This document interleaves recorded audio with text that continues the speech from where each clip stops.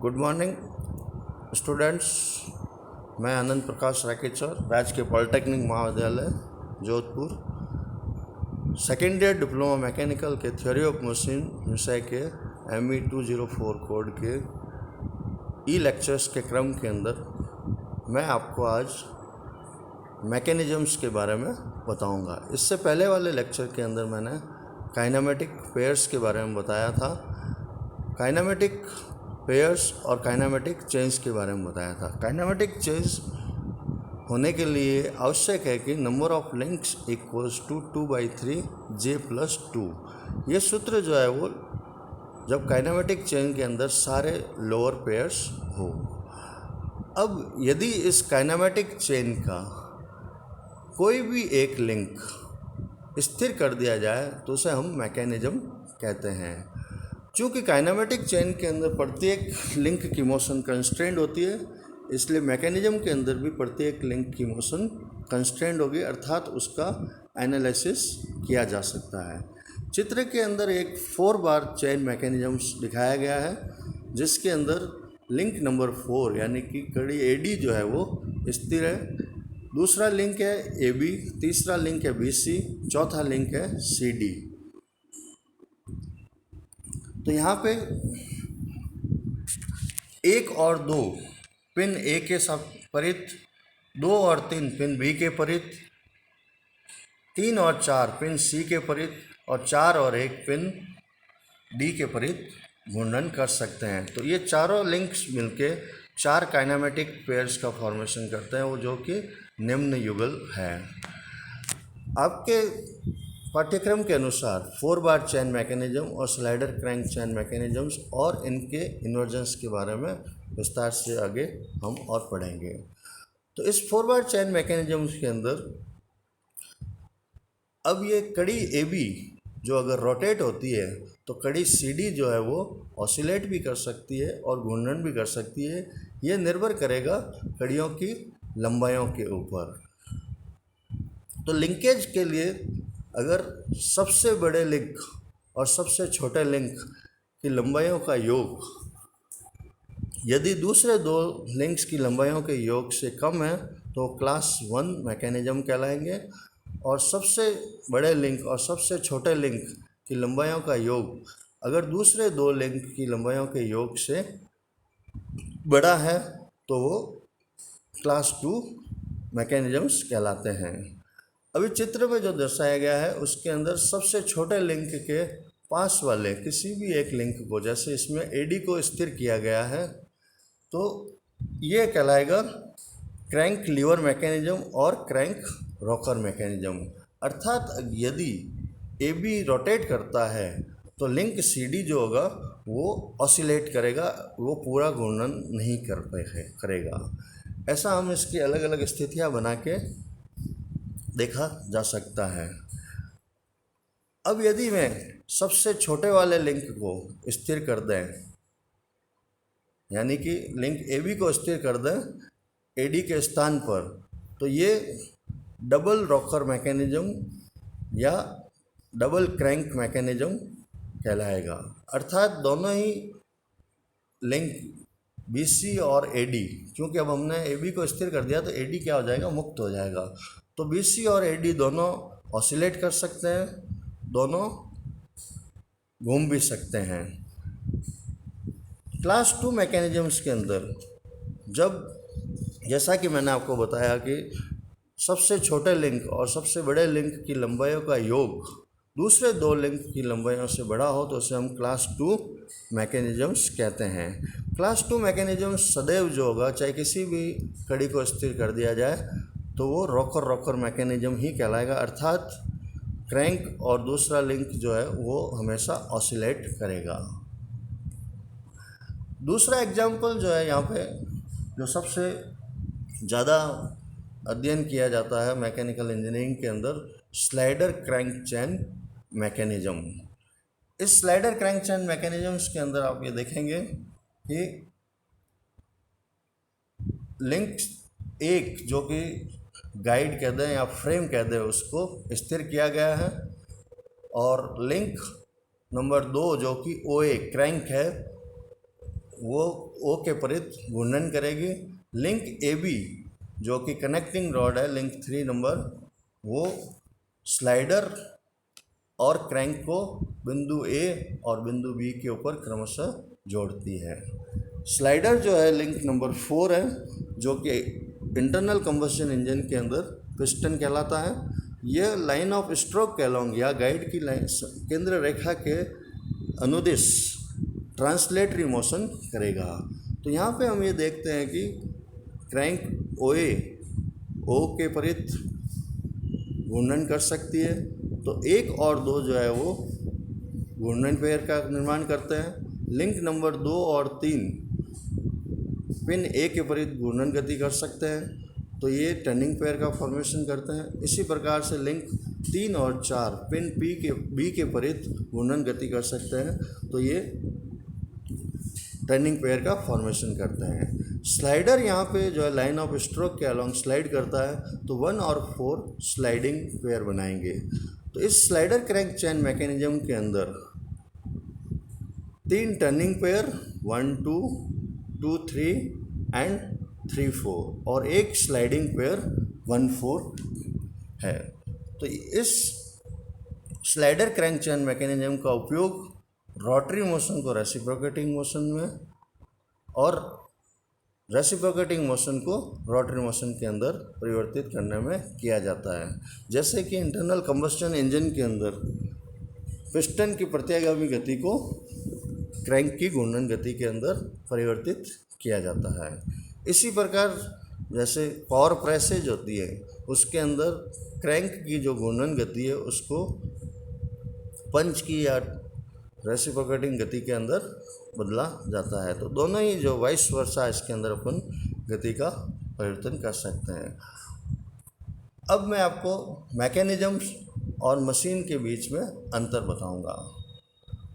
Mechanism जो है वो कि मोशन को ट्रांसमिट करते हैं और उसको मॉडिफाई भी करते हैं, जबकि मशीन जो है वो मैकेनिकल वर्क को मॉडिफाई करती है, यानी कि combination of the motion as well as the forces, दोनों का ही इसमें संयोजन होता है।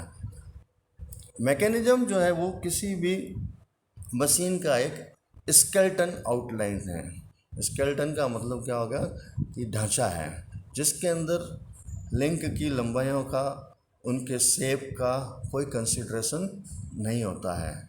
एक मशीन के अंदर एक से अधिक मैकेनिज्म हो सकते हैं या एक भी हो सकता है, और ये वास्तव के अंदर एक प्रैक्टिकल डेवलपमेंट्स हैं। चूँकि मैकेनिज्म के अंदर केवल मोशन ही एनालिसिस होती है, लिंक के लंबाइयों का और उनके क्रॉस सेक्शंस का कोई कंसिडरेशन नहीं होता है, जबकि मशीन को जो कि प्रैक्टिकल डेवलपमेंट है, तो इसके क्रॉस सेक्शनल प्रोपोर्शंस को डिजाइन करते हैं ताकि उसके अंदर मजबूती आ सके, वो उस बल का संचरण कर सके, गति का संचरण कर सकते।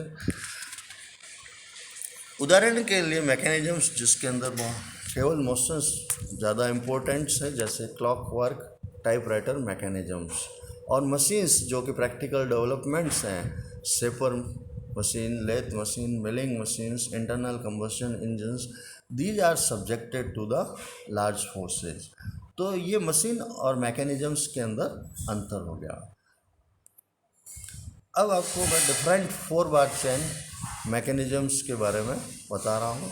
जैसा कि मैंने पहले आपको बताया था क्लास 1 और क्लास 2 मैकेनिज्म्स के अंदर क्या डिफरेंस होता है। तो यहाँ पे ये जो क्लास 1 मैकेनिज्म्स जो है क्रैंक एंड लीवर मैकेनिज्म के बारे में बताया गया है। लिंक O1 और O2 जो है वो स्थिर लिंक है। लिंक O2 एक क्रैंक जो कि O1 केंद्र के विपरीत घूम रही है। कपलिंग रॉड या संयोजक छड़ जो कि AB है, लिंक नंबर 3। लिंक नंबर 4 जो है वो BO2 है। तो ये कहलाएगा क्रैंक एंड लीवर मैकेनिज्म। अब O2A जो है वो इस केंद्र O2 के परित एक पूरा घूर्णन चक्र कर रही है। तो इसमें अलग अलग स्थितियां जो है वो डैश्ड लाइन से दर्शाई गई है। इसमें ये दर्शाता है कि ये लिंक नंबर 4 जो कि BO4 है, ये ऑसिलेट करेगा दो स्थितियों के बीच में। तो दो स्थितियां जो इसमें दर्शाई गई है, O2B2 एंड O2B3। तो इन दो एक्सट्रीम पोर्शंस के बीच में ये ऑसिलेट करेगा, न कि ये पूरा घूर्णन करेगा। तो इस मैकेनिज्म को हम कहते हैं क्रैंक एंड लीवर मैकेनिज्म, जो कि क्लास 1 मैकेनिज्म है। यहाँ पे दूसरा एग्जाम्पल जो है कपल्ड व्हील ऑफ लोकोमोटिव्स, ये भी क्लास 1 एग्जाम्पल है। यहाँ पे आप देखेंगे कि ये दो आपस में जो लिंक्स हैं आमने सामने के, वो समान लंबाइयों के हैं। जैसे कि लिंक नंबर A और C, ये दोनों इक्वल लेंथ के हैं। लिंक नंबर B और O, ये भी दोनों इक्वल लेंथ के हैं। तो ये कहलाता है डबल क्रैंक मैकेनिज्म, और इसका उपयोग जो होता है कपल्ड व्हील ऑफ लोकोमोटिव्स के अंदर।